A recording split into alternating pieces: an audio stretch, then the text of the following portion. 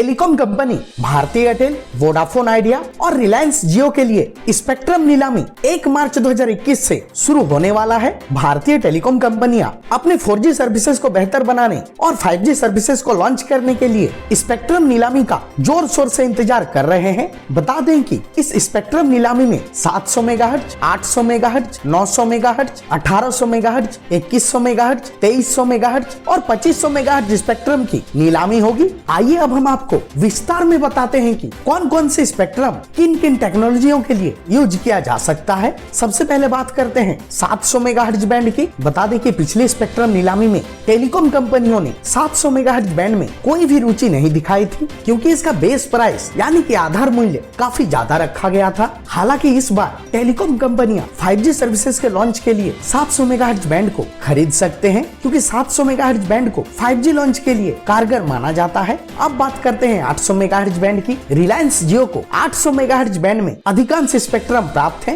Company के पास ज्यादा से ज्यादा 800 मेगाहर्ट्ज स्पेक्ट्रम बैंड्स हैं, इसलिए कंपनी 1 मार्च को होने वाली स्पेक्ट्रम नीलामी में इनका रिन्यू करने पर गौर करेंगे। अब बात करते हैं 900 मेगाहर्ट्ज बैंड की। भारती एयरटेल, वोडाफोन आइडिया और BSNL के पास 900 मेगाहर्ट्ज बैंड में काफी मात्रा में स्पेक्ट्रम उपलब्ध है। 900 मेगाहर्ट्ज बैंड को 2G सेवाओं के लिए सबसे मूल्यवान और बेहतर माना जाता है, परंतु टेलीकॉम कंपनियां अब इस बैंड पर भी 4G सेवाएं देना शुरू कर दी हैं। अब बात करते हैं 1800 मेगाहर्ट्ज बैंड की। 1800 मेगाहर्ट्ज बैंड एयरटेल, जियो और वोडाफोन आइडिया तीनों ही टेलीकॉम कंपनियों के पास उपलब्ध है। इस बैंड को भी 4G सर्विसेज के लिए कारगर माना जाता है। बात करते हैं 2100 मेगाहर्ट्ज बैंड की। 2100 मेगाहर्ट्ज बैंड का उपयोग टेलीकॉम कंपनियां पहले 3G सर्विसेज देने में उपयोग करती थी, परंतु अब एयरटेल और वोडाफोन आइडिया इस बैंड के रिफर्मिंग के जरिए 3G सर्विसेज को बंद कर 4G सेवाएं देना शुरू कर दी है। ग्राहकों द्वारा अच्छी 4G एक्सपीरियंस और अपलोड स्पीड का फीडबैक इस बैंड के जरिए 4G सर्विस देने से पाया गया है।